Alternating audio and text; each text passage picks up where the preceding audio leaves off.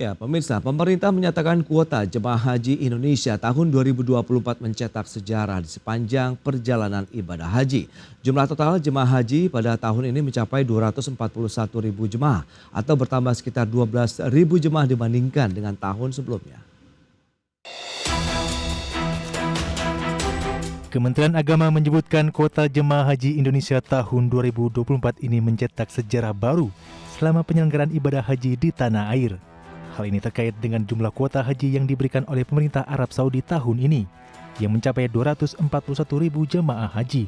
Kuota haji bertambah sekitar 12.000 jemaah haji dibandingkan dengan tahun 2023 lalu.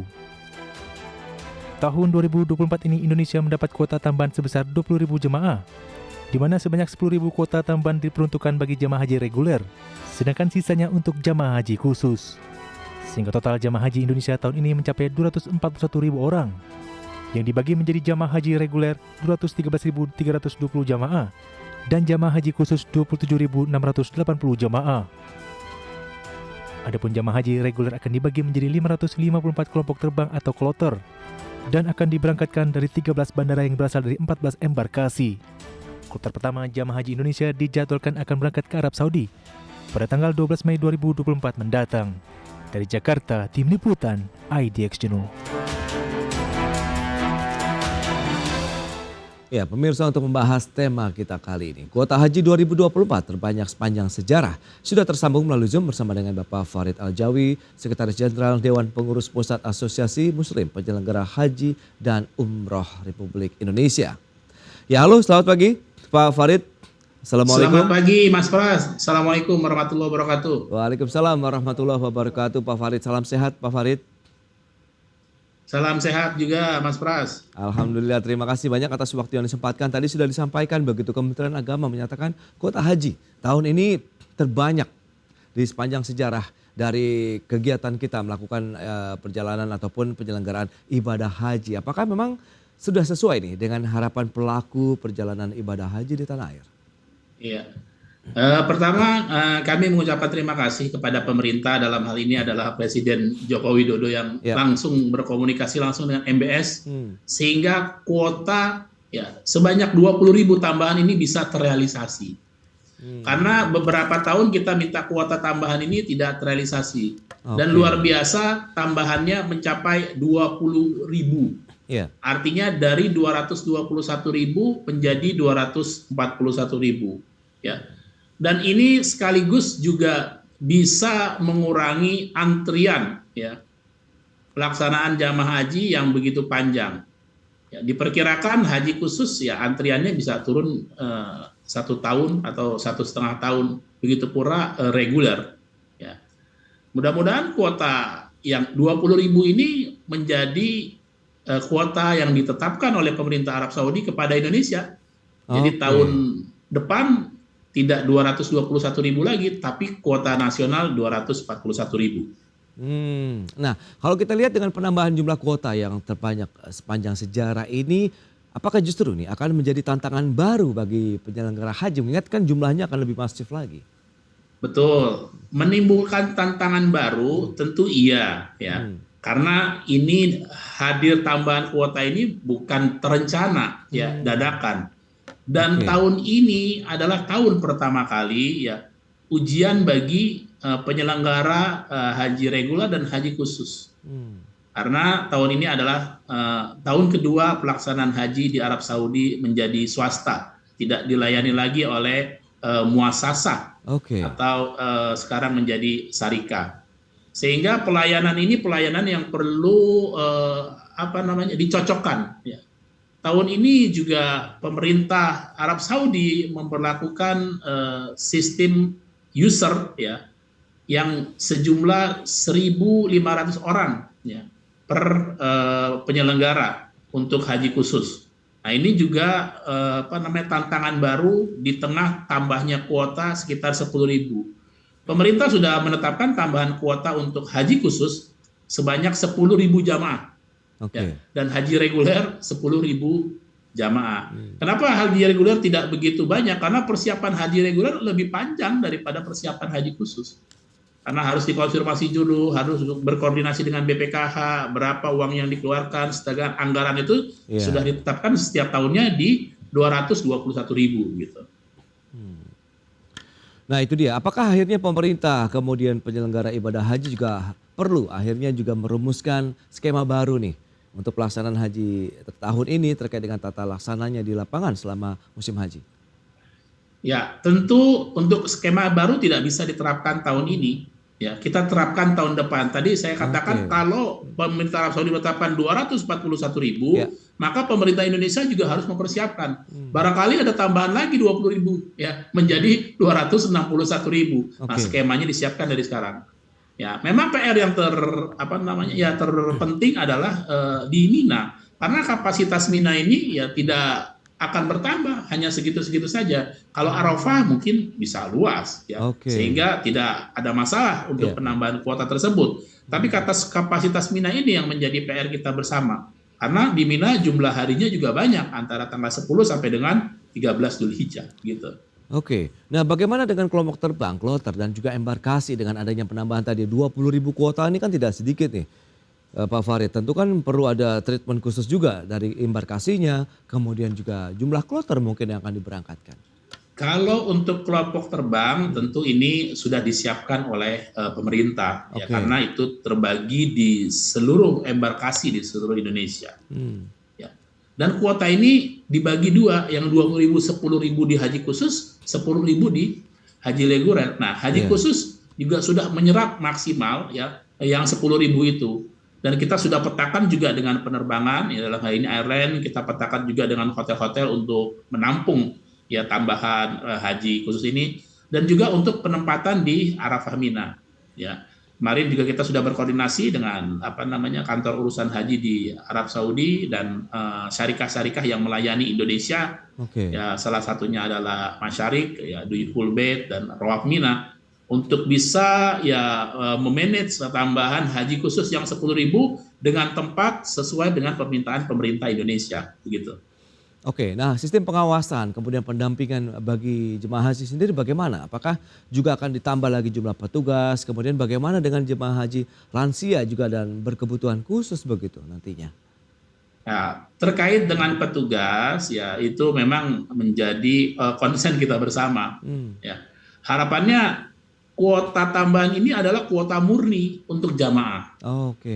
Ya, harapannya seperti itu. Tapi pemerintah sudah mengatur, ya, dengan adanya kuota tambahan, ya ini sudah diinputkan dengan petugas tambahan juga yang skemanya diatur berdasarkan surat keputusan Dirjen.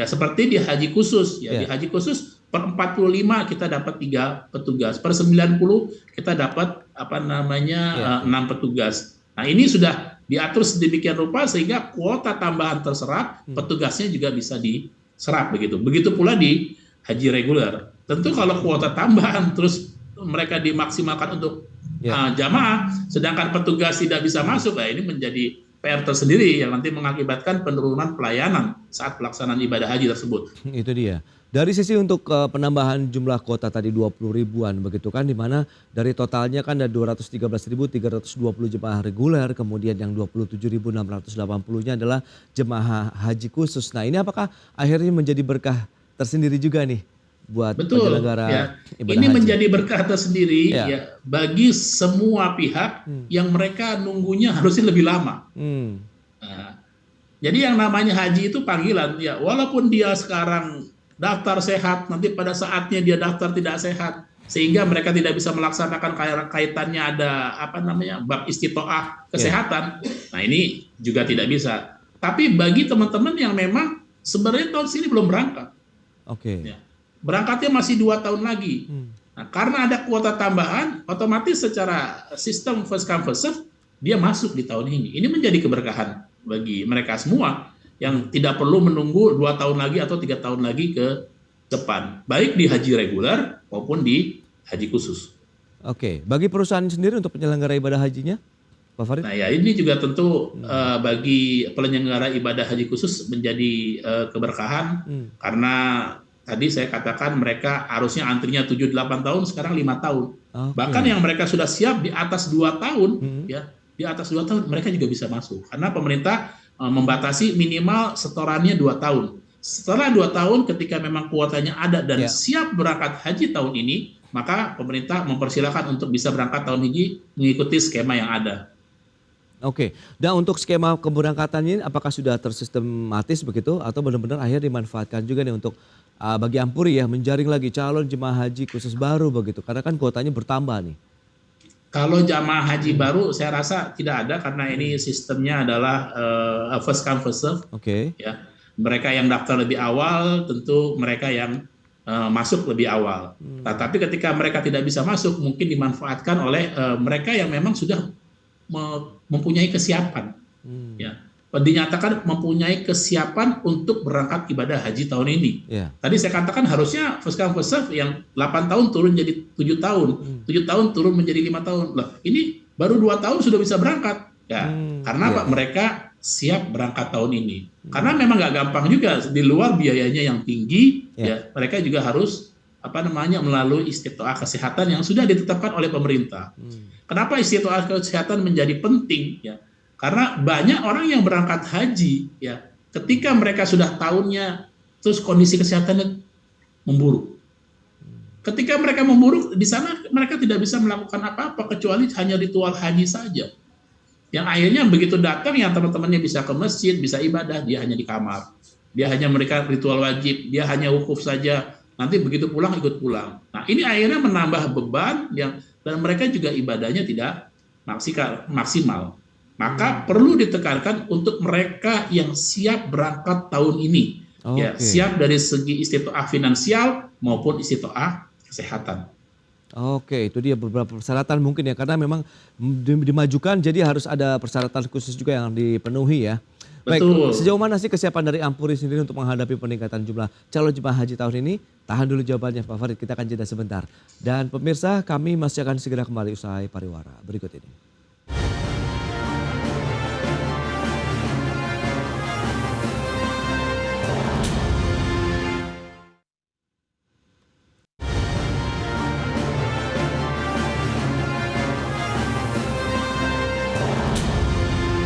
Ya, Anda masih menyaksikan Market Review. Pemirsa, berikut ini kami sampaikan sejauh mana sih perjalanan dari kuota haji Indonesia. Kita akan cermati dari tahun 2022 sampai dengan tahun 2024 ini. Ya, seperti yang bisa Anda saksikan perjalanannya di tahun 2022 kuota haji Indonesia mencapai 100.051 jemaah. Kemudian di tahun 2023 naik menjadi 229.000 jemaah dan tahun 2024 ini ada penambahan tadi 20.000 jemaah menjadi 241.000 jemaah haji. Dan selanjutnya untuk komposisi jemaah haji Indonesia di tahun ini dengan kuota totalnya 241.000 jemaah terdiri dari jemaah haji reguler 213.320 jemaah, kemudian untuk haji khusus 27.680 jemaah. Dan keberangkatan jemaah haji Indonesia di tahun 2024 ini tadi memang ada penambahan kloter menjadi 554 kloter atau kelompok terbang, kemudian bandaranya ada 13 bandara sementara embarkasinya ada sekitar 14 embarkasi dan kloter pertama ini rencananya akan berangkat pada tanggal 12 Mei 2024.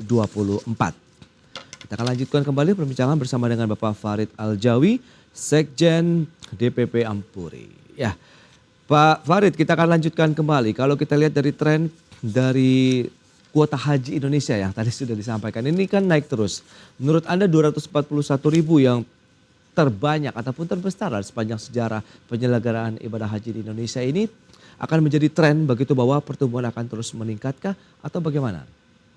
Ya, Pak Pras, terima kasih. Kita harus tahu visi Saudi 2030 untuk 30 juta ya orang masuk ke Arab Saudi. Dan pemerintah sudah Arab Saudi men-state ya untuk haji dan umroh peningkatannya 4 kali lipat ya, 4 kali lipat dari kuota normal untuk bisa masuk ke Arab Saudi. Tentu ini harus direspon baik oleh pemerintah dan kita bisa tagih janji itu kepada pemerintah Arab Saudi ya untuk mensupport dan tentunya di Indonesia juga harus siap-siap ya. Sekarang antrian haji begitu panjang ya. Nah, dengan adanya target visi Saudi 2030 ya tentunya bisa memangkas ya skema haji Indonesia yang tadinya bisa 20 tahun minimal menjadi 10 tahun.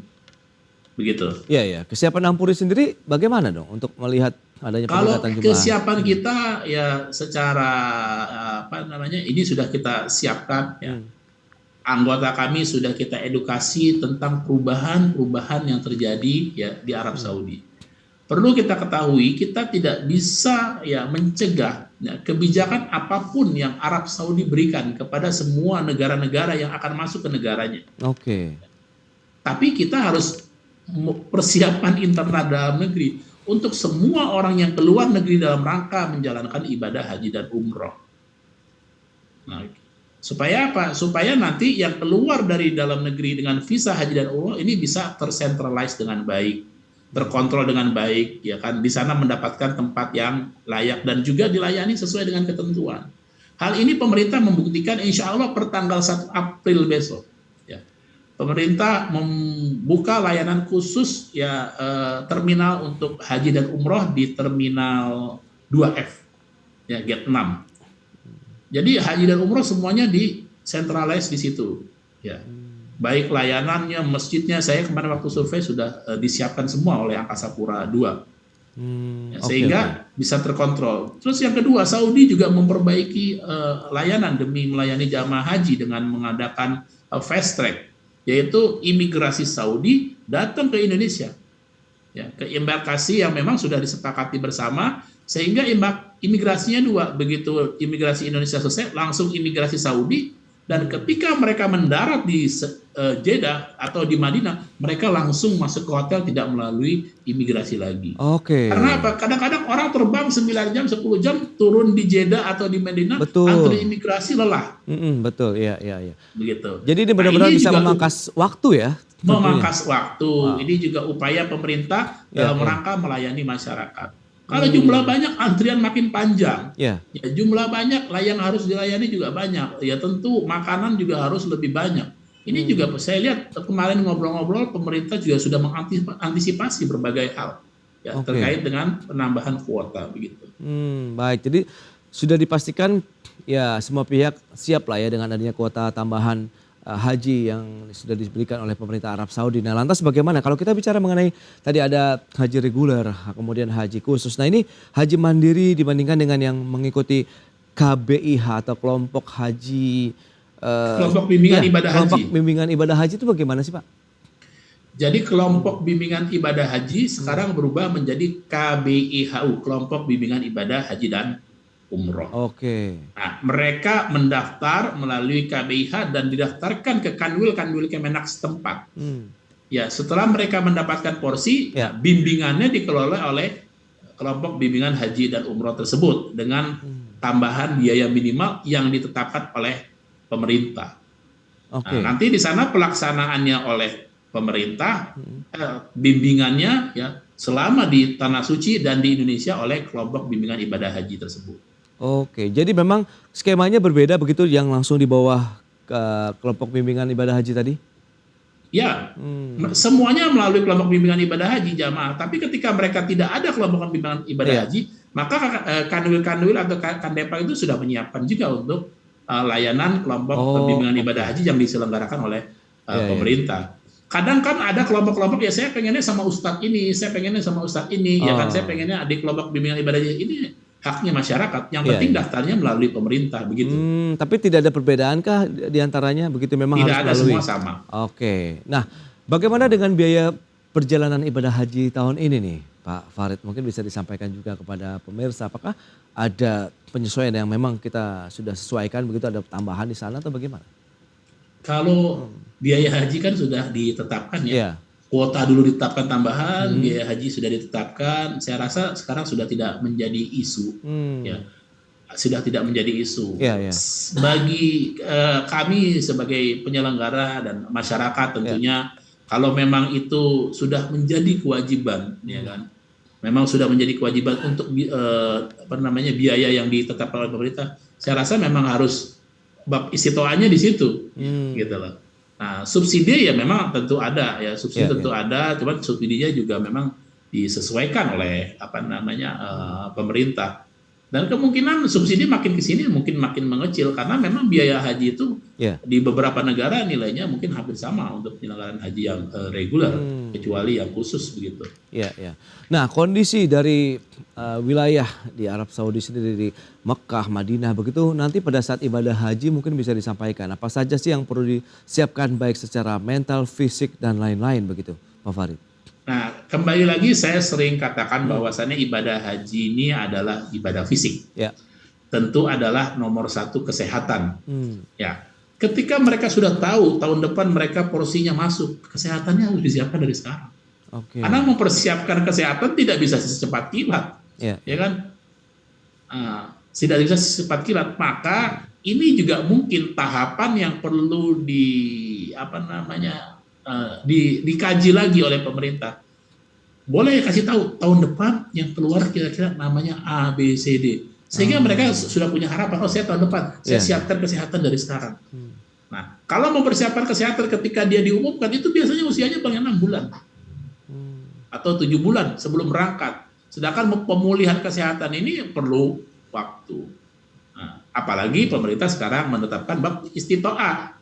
Tentunya kami dan pemerintah selalu ingin melayani maksimal kepada jamaah haji. Mereka sudah nunggu sekian tahun, begitu berangkat ibadah haji, terus ternyata kesehatannya tidak memenuhi, ya kan? Orang maaf stroke mungkin atau hal-hal yang memang harus perlu treatment khusus yang dalam hitungan hari mereka harus kontrol. Nah ini kan di sana datang cuma ngurusin mereka aja yang sakit. Yang masuk rumah sakit bolak-balik walaupun dokternya standby. Nah akhirnya ya masih banyak jamaah yang harus dilayani. Maka istitoah kesehatan ini memang menjadi prioritas gitu. Dan perlu diketahui Mas Pras, tahun kemarin itu paling banyak jamaah haji meninggal sepanjang sejarah. Tahun 2023 lalu, Pak Farid? 2023. Bisa dicek datanya. Kalau tidak salah ada 800 jemaah haji yang meninggal begitu saat penyelenggaraan ibadah haji tahun lalu ya. Dan itu terbanyak juga sepanjang sejarah kita. Betul, terbanyak juga. Karena mungkin setelah pandemi begitu kali Pak? Betul, setelah pandemi. Setelah pandemi itu. Ya, jadi mungkin persiapan fisiknya juga masih terkendala dengan pembatasan-pembatasan sebelumnya begitu ya? Betul. Walaupun sekarang zaman sudah canggih, kemarin kita bicara juga dengan Kemenkes, di mana semua jamaah haji dicek kesehatannya lebih awal ya, sehingga nanti semua punya rekam medis kita bisa kontrol. Kalaupun itu dilakukan itu menjadi PR kita juga, karena layanan kita hanya layanan pelaksanaan ibadah haji, kesehatan itu kan urusan sebenarnya masing-masing. Tapi kita membantu supaya mereka ini targetnya pelaksanaan ibadah hajinya tidak terganggu oleh kesehatannya begitu. Betul. Berarti memang persiapan fisik ya, jasmani, rohani itu harus dari diri pribadi dulu begitu ya, sebelum kita melakukan ibadah haji betul, atau berangkat ke tanah suci. Baik, Pak Farid, terima kasih banyak atas waktu dan sharing yang sudah Anda sampaikan kepada pemirsa hari ini. Selamat melanjutkan aktivitas Anda kembali. Salam sehat dan Assalamualaikum. Waalaikumsalam warahmatullahi wabarakatuh. Baik pemirsa, 1 jam sudah saya menemani Anda dalam Market Review. Saya Prasetyo Wibowo beserta kerabat kerja yang bertugas undur diri. Terima kasih dan sampai jumpa.